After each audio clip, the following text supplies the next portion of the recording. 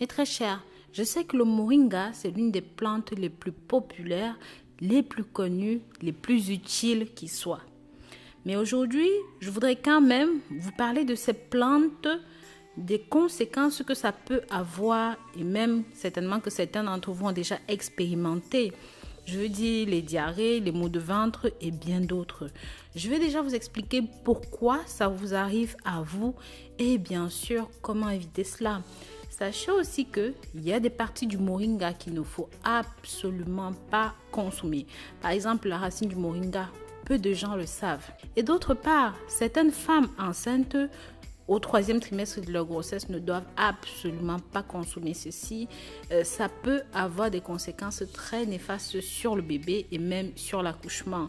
Notamment parce que le moringa est riche en vitamine A. Bien que la vitamine A soit bonne pour la vue, ce n'est pas forcément bon au 3e trimestre d'une grossesse.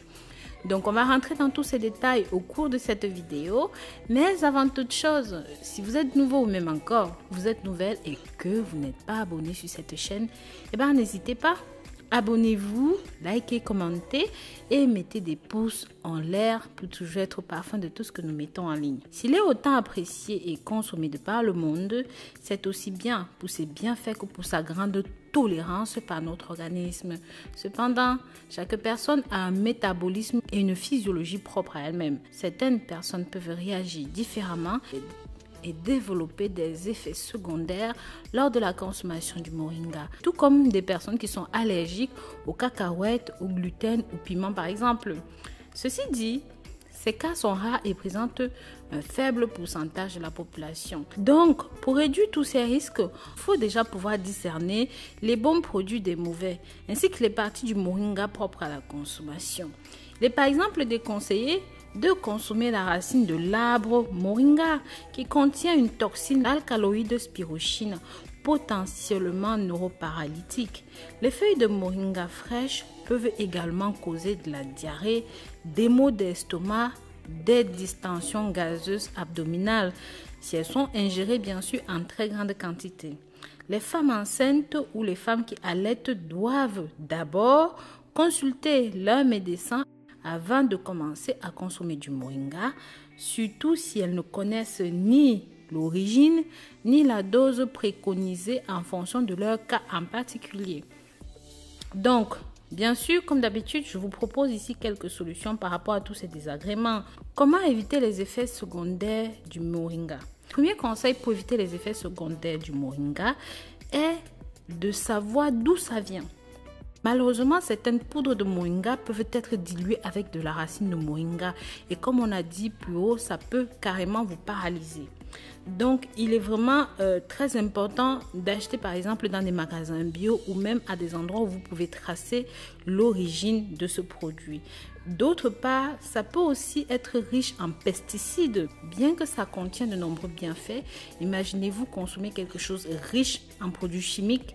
Ça pourrait être nocif pour votre santé et causer des perturbations endocriniennes pour votre organisme.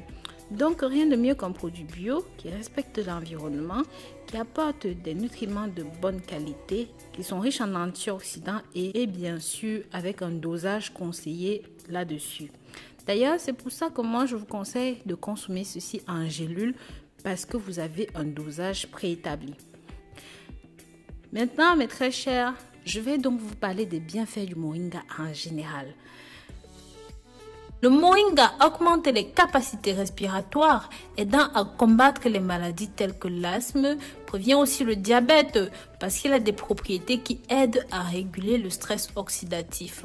Protège le cœur en empêchant l'absorption du cholestérol, régule la pression artérielle car il améliore la circulation sanguine en raison de son effet vasodilatateur, aide à la perte de poids parce qu'il contient des fibres et aussi une haute teneur en protéines qui aide à augmenter la sensation de satiété. Avant de continuer avec cette vidéo, n'hésitez pas à partager ceci mes amours avec la famille, les amis, via les réseaux sociaux pour que ça touche un maximum de personnes. Ça pourrait sauver la vie à beaucoup de personnes.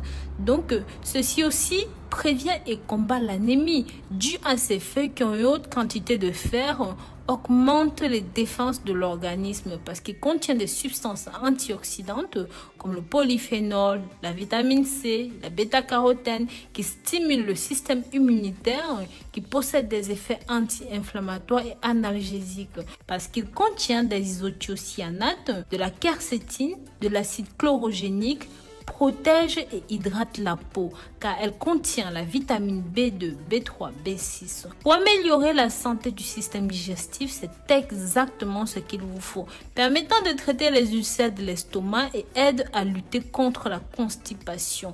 Grâce à sa teneur élevée en fibres, comme on l'a dit plus haut, ceci va aussi aider à traiter les hémorroïdes parce que ça améliore la circulation sanguine, causant un effet vasodilatateur.